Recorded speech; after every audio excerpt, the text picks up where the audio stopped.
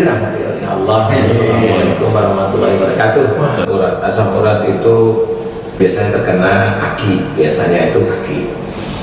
Nah, kalau menurut dokter ya ada obatnya biasanya, tapi kadang dikasih obat itu juga asam uratnya sudah normal tapi kakinya terus pincang kan gitu ya. Dan bengkak, ya benar seperti itu. Jadi padahal ini asam uratnya sudah normal ini. Kemudian ada yang kakinya bengkak, dilihat sama dokter, dites bukan asam urat, memang bengkak aja biasa, tapi sakit kayak asam urat.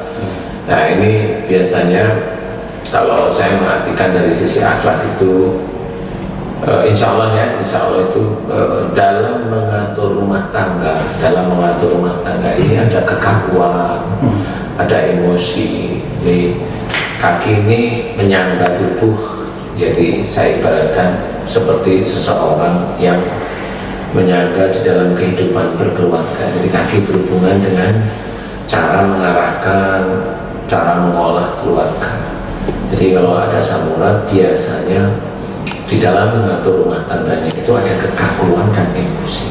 Stres kan, kepala stres gitu, jadi ini iya bisanya, iya bisa aja stres itu. Kalau stres itu apa namanya, kalau stres itu kan hanya trigger aja ya, pemicu awal, tapi sebenarnya kesalahan ini memang sejak dari awal. Jadi momennya gini ya, saya langsung ceritakan. Jadi momennya kita sebagai imam nih, kita tahu kita imam, kita diizinkan oleh Allah Ta'ala itu mengetahui agamanya. Kadang-kadang itu kita sendiri itu dengan pasangan kita itu malah kurang menghargai karena kita merasa lebih. Nah, dengan kurang menghargai ini sebenarnya bukan kita mengejeknya, enggak, tapi kalau memerintahkan sesuatu, menginginkan sesuatu itu harus. Jadi pasangan kita itu harus ngikutin kita, harus ngikutin. Dan ini kan sejak menikah biasanya terus. Nah, bisa saja kalau umurnya di bawah 45 dia udah terkena asam urat. Biasanya ini mengatur keluarga tapi urusannya dengan orang tuanya.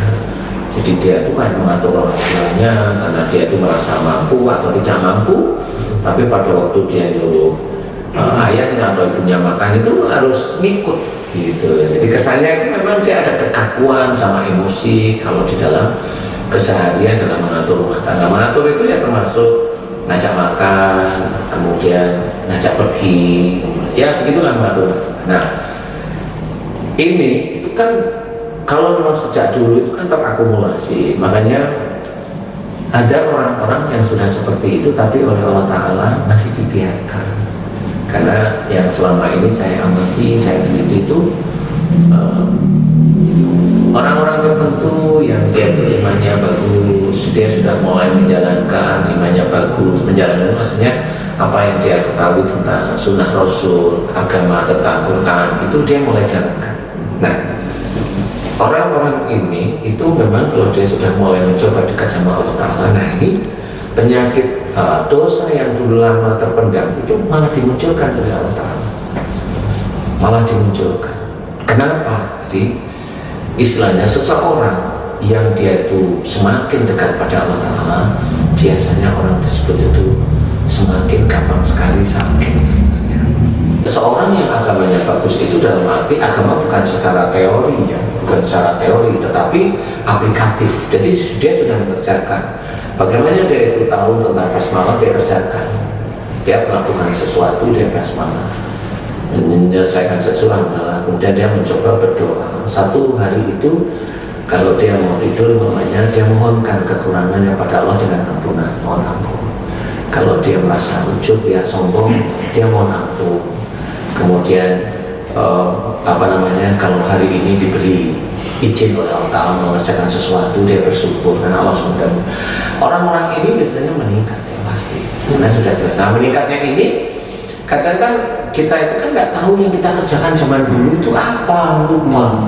Karena biasanya kita ngerjakan zaman dulu itu dianggap selesai itu, dan kita nggak pernah memohon ampun kepada Allah Ta'ala, malah berarti jadi bisa jadi ketika Allah itu mau mengampuni seseorang itu karena dia sudah bagus dengan cara diberi penyakit, dimunculkan karena penyakit. dosa dulunya belum dia mohon ampunkan pada Allah Ta'ala. Kemunculan itu untuk dalam rangka Allah mengampuni dosa. Nah, kalau beliau sadar, ini masih ada kesalahan di sini, baru. Makanya orang-orang alim itu Pak, senang kalau dapat penyakit itu. Alhamdulillah masih diberi penyakit gitu. Iya.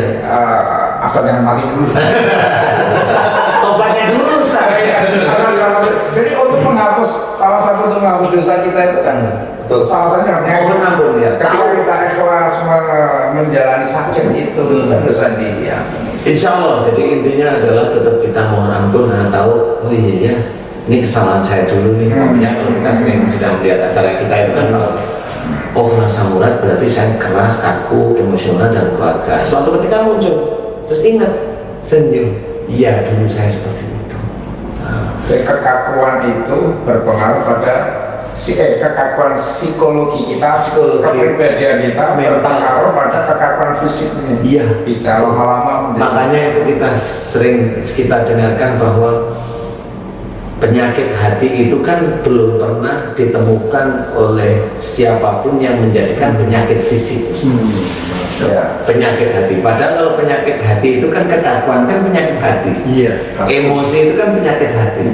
Tapi belum pernah ditemukan karena selama ini kita itu hanya menganggap penyakit hati itu ya iri, dengki, cemburu aja begitu. Hasilnya kemana? Sebenarnya ditulis oleh Allah Ta'ala cemburu. Sebelum cemburu itu apa? Pasti dia punya pikiran tidak baik. Nah, pikiran tidak baik itu ada dalam ajaran kita. Ada. Wala tajassasu.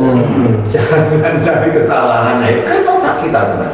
Sebenarnya itu nanti akan menjadikan dampak di otak kita sehingga otak itu akan menjadi kalau kita sering emosi, sering cemburu, sering berpikiran tidak baik terus kita isi itu seperti itu kan sebenarnya ada sesuatu yang istilahnya tidak sehat istilah. Salah kita melakukan, kita melakukan dosa dan salah. Nah, dosa ini memang tidak langsung disampaikan kepada Allah Ta'ala dengan kemunculan penyakit, tapi itu diatur melalui imannya dia. Kalau imannya dia kurang, dosa ini akan menumpuk dulu terus. Tapi kalau imannya sudah mulai tinggi, dosa ini kesannya itu apa yang dikerjakan seseorang yang salah itu kok langsung muncul yang tadi cash and carry istilahnya. Jadi dibayar tunai oleh Allah Ta'ala.